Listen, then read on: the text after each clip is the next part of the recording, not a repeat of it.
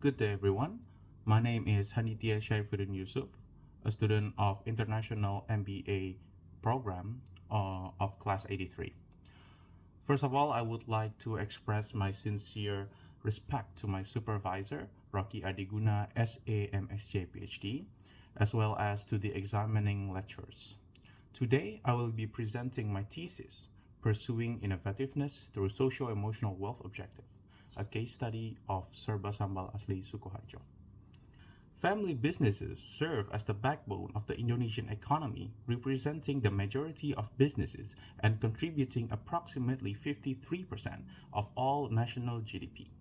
Data from 2023 shows that the accommodation and food service industry holds a dominant spot in our economy by employing 7.3% of the entire population.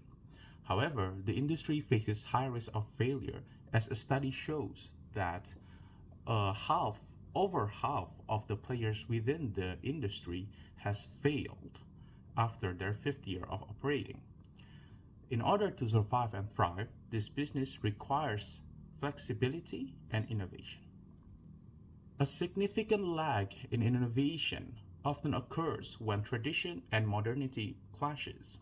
This lack of innovation is often attributed to the study by Nurhayati and Wolf, which shows that since 2019, restaurants has been declining in numbers or failing, which is attributable due to the lack of innovation. My study examines how the management team at Serba Sambal Asli Sukoharjo successfully navigated these fears by using data-based decisions to balance their family values and their innovations, as well as showing some data which is relevant to the industry by showing examples of their innovation afterwards. We get now to the research questions. The first one is, how does a company with two active generations and non-family managers manage their innovation? Two is, how does the company balance the preservation of family socio-emotional wealth with the demands for strategic innovativeness? The objective is to explore the specific strategies used by these hybrid governance structures and to provide insights into balancing tradition with modern innovation. Now we get into the literature review. The first is, what is a family business?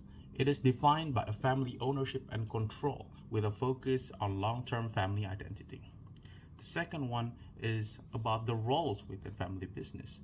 The first one is talking about the founder or generation one, which focuses on exploitation of the business and act as the primary decision maker.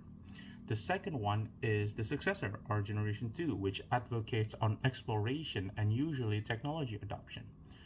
Non-family members usually act as a bridge as they are bringing in external expertise. Now we get into what is an innovation.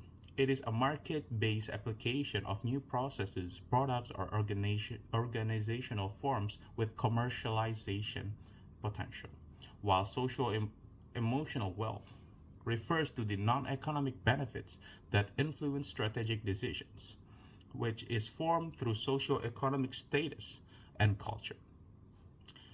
The framework that we'll be using is Miller et al.'s framework, which identify 4 innovation approaches based on 2 dimensions and 2 industrial environments, leading to 4 approaches to innovation. As shown on the table, this is the quadrant 1 and the quadrant 4, which is entrepreneurial innovators and pre and post turnaround. As can be seen from the columns, it is representing the objective of creating an evergreen organization or a sustainable business or feeding parochial family desires, while the row is stating the velocity or the environment in which the business is operating, which might be high or low. The following is the other quadrants, which is quadrant 2, conservative innovators, and quadrant 3, authority innovators. This is a qualitative case study using a retrospective exploratory approach. I employed deductive thematic analysis and manual coding based on the Miller framework. interviews has been done using semi-structured interviews, which focuses on internal dynamics, values, and strategies, and utilizing elite sampling. And the questions themselves were developed based on the framework.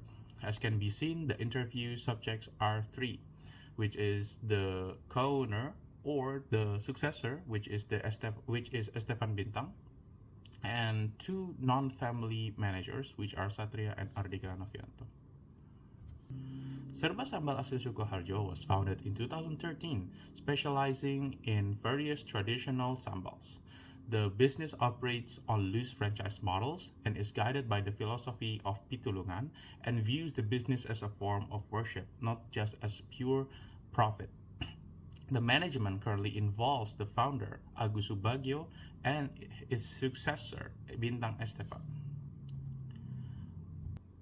The first strategic innovation that is presented is regarding technology adoption, where to overcome the founder's fear that online delivery service would erode the affordable brand image, the team ran a pilot project. And by doing so, they were able to gather concrete data result. And by presenting concrete data from the pilot project, they successfully integrated food delivery technology, which is a necessary technology adoption. Second is regarding operational innovation or quality control, where to maintain quality across decentralized franchise, the company uses the master recipe system as well as holding a registered intellectual property rights, which acts as their trade secret. Lastly, we get into the governance, where the company uses a focused chain of command, where the management team proposes the plans and the successor reviews them, and the founder gives the final approval.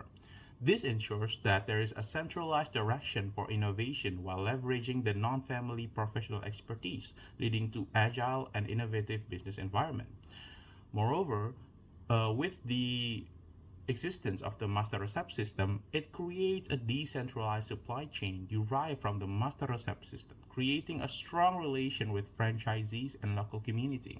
As seen on the right-hand side, it is shown that the franchisees are working with the management team to command the branch supervisor, which is responsible to the master recipe and also the operational staffs. Now we got into the analysis of the framework. First, it is important to identify that the food service industry is located in a high-velocity environment where rapid technology implementation and high competition exist. Using the framework, my analysis found that the company is operating in the first quadrant, which is entrepreneurial innovator across all resource categories. The first category is human capital, where the company practices anti-nepotism by restricting other family members from management and focusing on long-term investment in local staff. The second one is financial capital, where they prioritize patient capital, avoiding quick extraction of profit to ensure partner prosperity. The third one is social capital, where they focus on good faith partnerships with their franchisees, therefore creating relational wealth. The fourth one is governance, where they protect their intangible assets through the utilization of intellectual property rights ownership and the master recipe system, which uses a direct structure to pursue a sustainable, evergreen, sustainable business. By applying the Miller framework, the analysis reveals that the company embodies the characteristic of an entrepreneurial innovator or quadrant 1, a position that directly contributes to its long-term business sustainability. There are several compelling findings emerge when comparing this case against existing literatures. The first one is regarding Rashid's statement that prevalence of family businesses can be attributed to several factors, including relational resources. My study supports this statement by showing a proof that this business has been successful due to them trading short-term financial extraction for long-term relational stability.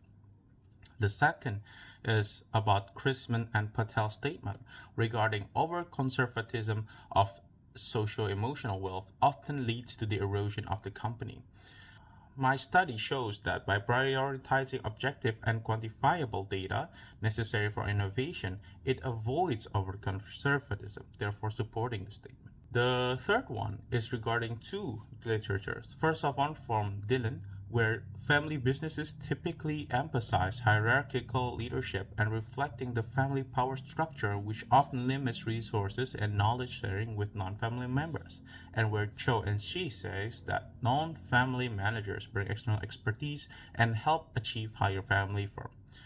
So my study aligned this by implementing a reluctance to nepotism, long-term development of non-family managers, and direct decision-making order, showing proof that goes against Dylan's statement and supporting Cho and Shi's statement. One of the most compelling findings of the research is the master recept system, which offers a unique alternative to the traditional franchising structures. As can be seen on the diagram that has been drawn, typically a franchise supply chain model is starting with the supplier, where it is supplying the central production unit owned by the founder, and the result of which is then being distributed to the franchisee for a fee. While the master recept model not only reduces the necessity of the franchisees to purchase supply from the direct owner, they also creating or empowering the local business by having each area's local supplier supplying to the master recept and then to the franchise. And as such, they can achieve relational wealth and empowering local businesses. As such, the finding indicates that Serba Sambal has successfully navigated the tension between families, socio-emotional wealth, and innovation by operating as an entrepreneurial innovator, thus serving as an example of a case study in which they are successful and innovative business, and can serve as a guide to other players within the industry. Some recommendations can be given to both managers and future researchers. First of all, managers can use data as a tool for change instead of using emotions as a base of innovation or changes. The second one is to prioritizing patient capital in order to expand via franchising or partnerships, where the franchisor or the founder avoids exploiting partners for a quick supply chain profit, creating a more loyal network. For future researchers, it is recommended to compare case studies to find the fine line that causes risk aversity. And the second one is to explore the master recept system in order to study further of its effectiveness and how it empowers local communities. Findings may not be statistically generalizable as it is a single case study. Also, different industries may find different findings, and as the elite sampling was not able to interview the founder or generation 1 due to health reasons, which may lead to a less than desired result. That is all from me. Thank you very much for your time and attention.